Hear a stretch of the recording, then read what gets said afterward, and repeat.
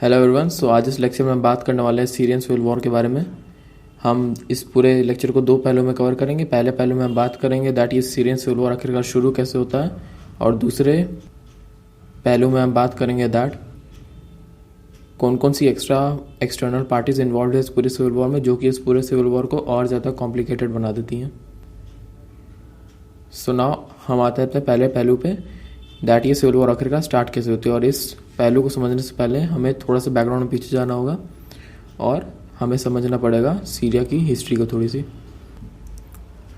So basically 1971 के पहले तक सीरिया में काफ़ी बार तख्ता पलट हुई और काफ़ी अनस्टेबिलिटी का माहौल रहा, बट 1971 में हाफिज़ अल असद अपने आप को प्रेसिडेंट घोषित कर देते हैं और उनकी मृत्यु हो जाती है 2000 में।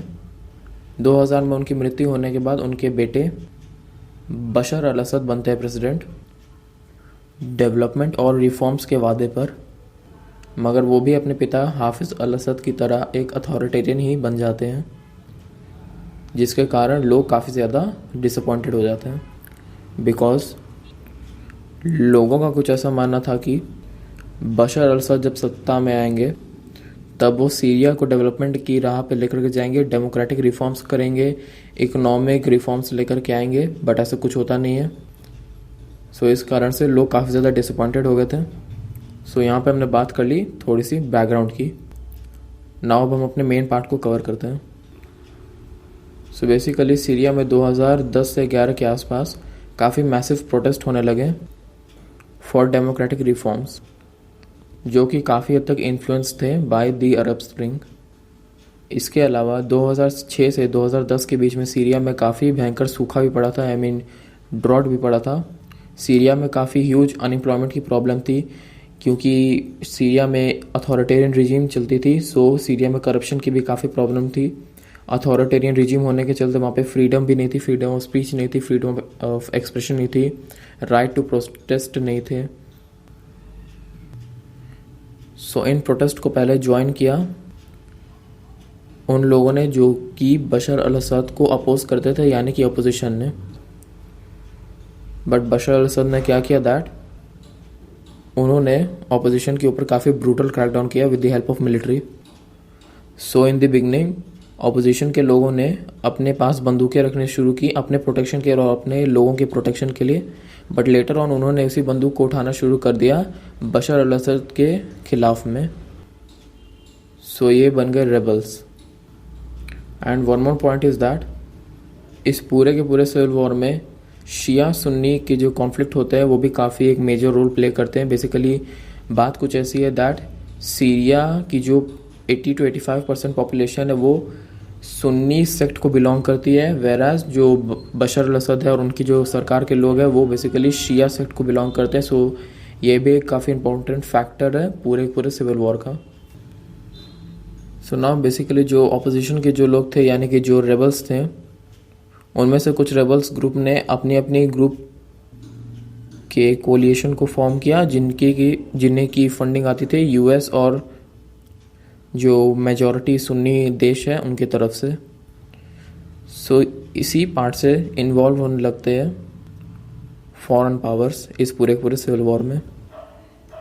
और इन कोलिएशन ग्रुप में से कुछ ग्रुप्स हैं जैसे कि Syrian nationalist coalition, Syrian democratic forces, जिन्हें कि नेटो के द्वारा फंडिंग आती है। नाउ हम बात करते हैं अपने दूसरे पहलू के बारे में दैट कौन कौन सी पावर इस पूरे सिविल वॉर में इन्वॉल्व है। सो पहले हम बात करेंगे उन पावर्स के बारे में जो कि बशर अल असद यानी कि सीरिया की गवर्नमेंट को सपोर्ट करते हैं। सो इनमें सबसे पहला देश जो उभर के आता है वो है ईरान।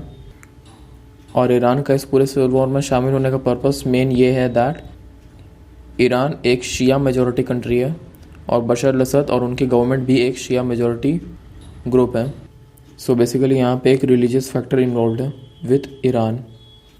नाउ जो दूसरा कंट्री आता है बशर अल असद के सपोर्ट में वो है रशिया।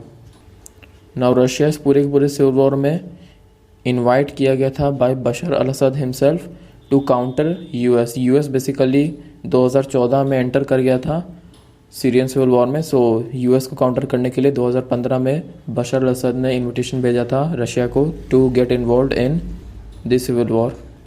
और तभी से 2015 से ही रशिया ने काफ़ी सारी एयर स्ट्राइक्स कंडक्ट कराई हैं सीरिया में। तीसरी पार्टी जो यहाँ पे आती है वो है हिजबुल्ला। हिजबुल्ला बेसिकली एक Iran backed and funded terrorist outfit है जो कि बशर अल असद की सपोर्ट में रहता है, और जो attacks Iran basically openly conduct नहीं करा सकता है वो हिजबुल्ला की मदद से कराता है। चौथी पार्टी जो कि बशर अल असद की सरकार के फेवर में रहती है वो है इराक। सो बेसिकली 2011 से ही इराक इन्वॉल्व है सीरियन सिविल वॉर में, यानी कि सीरियन सिविल वॉर के स्टार्टिंग से ही इराक इस पूरे सिविल वॉर में इन्वॉल्व है। बेसिकली सीरिया पूरी तरीके से फाइनेंशियल सपोर्ट देता है बशर अल असद को, एज वेल एज सीरिया ने अपनी एयर स्पेस भी खोल दी है ईरानी प्लेन्स के लिए ताकि वो सपोर्ट पहुंचा सके सीरिया को। एज वेल एज उन्होंने रेवोल्यूशनरी गार्ड्स जो कि ईरान की आर्मी के काफ़ी अहम अंग है, उन्हें भी अपनी टेरिटरी के थ्रू सीरिया में जाने की परमिशन दे दी है। इराक ने सीरिया के साथ एक डीजल फ्यूल की डील भी साइन की हुई है। As well as Syrian government ने ISIL के ऊपर बिना पूछे अटैक करने की परमिशन भी दे रखी है इराकी फोर्सेस को। सो यहाँ तक मेनली हमने बात कर ली उन पार्टीज़ के बारे में जो कि बशर अल असद को सपोर्ट करती है। नाउ हम उन पार्टीज़ के बारे में बात करेंगे जो पार्टीज़ बशर अल असद के खिलाफ में है, यानी कि अपोजिशन की पार्टीज़ के बारे में। सो इन पार्टीज़ में सबसे ऊपर जो नाम उभर के आता है वो है United states of America. So USA basically 2014 से ही इस पूरे सिविल वॉर में इन्वॉल्व है, और USA का मेन मोटो इस सिविल वॉर में इन्वॉल्व होने का है दैट ये ISIL को पूरी तरीके से ख़त्म करना चाहते हैं, और इन्होंने कई एयर स्ट्राइक्स भी कंडक्ट कराई हैं ISIL के ऊपर, और कई बार जो कि प्रो गवर्नमेंट बॉडीज़ हैं उनके ऊपर भी एयर स्ट्राइक्स कंडक्ट कराई हैं। और ये काफ़ी सारी जो डेमोक्रेटिक फ्रीडम या डेमोक्रेटिक रिफॉर्म्स की मांग करने वाली जो रेबल्स हैं उन्हें भी सपोर्ट करता आया है US financially. Next party is Turkey. So Turkey 2016 से ओपनली डायरेक्टली इन्वॉल्व है इस पूरे सिविल वॉर में, और इनका मेन मकसद है दैट ये ISIL के अगेंस्ट में लड़ रहे हैं इस पूरे जंग में। इसी के कारण सीरिया और टर्की की जो बॉर्डर है उसका काफ़ी सारा हिस्सा टर्की ने हथिया के रखा हुआ है, सो दैट ये जो ISIL के टेररिस्ट है ये किस तरह टर्की में पेनिट्रेट ना कर जाए। चौथी पार्टी जो है वो है rebels. So basically Syrian nationalist coalition जैसी जो रेबल पार्टीज़ हैं उन्हें सपोर्ट प्राप्त होता है US और US की अलाइड कंट्रीज़ के द्वारा, और कुछ जो मेजर सुन्नी कंट्रीज़ हैं उनके द्वारा भी। और लास्ट पार्टी जो इस पूरे सिविल वॉर में इन्वॉल्व है वो है सुन्नी अरब स्टेट्स, यानी कि वो मेजर कंट्रीज़ जहाँ पे सुन्नी सेक्ट के लोग मेजॉरिटी में हैं। रीज़न मैंने आपको स्टार्टिंग में भी बताया दैट सीरिया में जो मेजॉरिटी पॉपुलेशन है वो सुन्नी सेक्ट को बिलोंग करती है, सो बेसिकली ये उनके सपोर्ट में खड़े हैं। ना जो पार्टीज़ बशर अल असद को सपोर्ट करती हैं या वो पार्टीज़ जो कि बशर अल असद को सपोर्ट नहीं करती हैं, इन दोनों ही साइड में एक एक्सेप्शन है वो है ISIL। ISIL का नाम इस वीडियो में आपने कई बार सुना, सो यहाँ पे बेसिकली एक ब्रीफ तरीके से मैं ISIL को एक्सप्लेन कर देता हूँ। सो बेसिकली ISIL का फुल फॉर्म होता है Islamic state of Iraq and Levant. ये लोग बेसिकली एक इस्लामिक टेररिस्ट आउटफिट हैं, या यूँ कहें कि इस्लामिक एक्सट्रीमिस्ट आउटफिट है, और ये बेसिकली अपनी मसल पावर को बढ़ाने के लिए इस पूरे सिविल वॉर में इन्वॉल्व हुए हैं।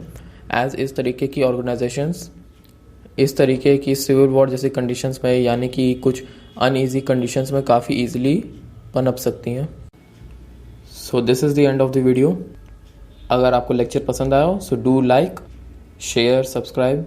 मिलते हैं किसी अगले वीडियो में। Thank you. Hello everyone. So आज इस लेक्चर में